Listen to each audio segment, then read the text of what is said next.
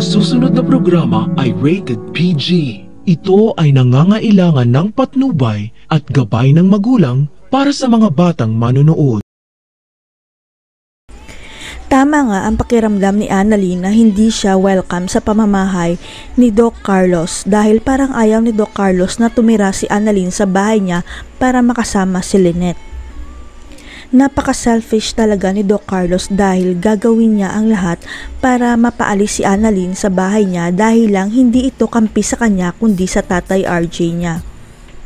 Ganyan kababaw ang pag-iisip ni Doc Carlos dahil sa ugali niyang makasarili at tingin niya kay Annalyn ay isa itong malaking sagabal sa buhay mag-asawa nila ni Lynette. Hindi nagdalawang isip si Doc Carlos na pasabugin ang aircon ni Annalyn at papuntahin ang mga kaibigan niya sa bahay niya para si Annalyn na lang mismo ang kusang umalis. Pero muntika nang masira ang plano ni Doc Carlos dahil kay Lynette sapagkat gusto nito na sa kwarto nila matulog si Annalyn dahil ayaw niyang mahirapan ang anak niya. Nakahinga lang ng maluwag si Doc Carlos nang pumayag si Annalyn na sa isang kwarto siya matutulog na parang storage room rin dahil nakaramdam na si Annalyn ng hindi tama. Nagsinungaling pa si Annalyn sa tatay RJ niya na parang VIP room ang kwarto niya para hindi mag-alala ang tatay niya at mag-isip na pinapahirapan pala siya ni Doc Carlos. Pero hindi talaga maalis sa isip ni Annalyn kung paano sumabog ang aircon sa kwarto niya dahil gumagana naman ito at napakabago pa ng itsura ng aircon sa kwarto niya.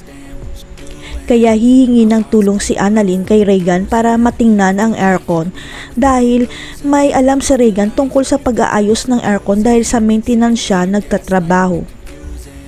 Kaya kinabukasan pumunta kaagad si Regan sa bahay ni Doc Carlos para matingnan ang aircon ni Annalyn at laking gulat niya dahil parang sinadya na masira ang aircon. Malakas ang kutob ni Regan na si Doc Carlos ang nagpasabog ng aircon dahil nakita niya itong pumasok kwarto ni Annalyn na may dalang gamit nang lumabas sila papuntang pool.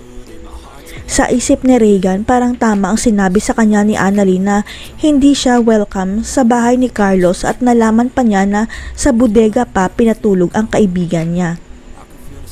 Wala namang kamalay-malay si Doc Carlos na nakita pala siya ni Regan na may ginagawa sa aircon ni Annalyn kaya sasabihin ni Regan kay Annalyn at Lynette ang nakita niya. Hindi na nagpaligoy-ligoy pa si Regan at sinabi kay Lynette na hindi aksidente lang ang pagsabog ng aircon dahil si Doc Carlos ang nagpasabog nito para umalis si Annalyn. Maniwala naman kaya si Lynette na si Doc Carlos ang nagpasabog ng aircon ni Annalyn?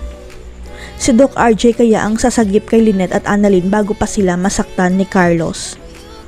Abangan.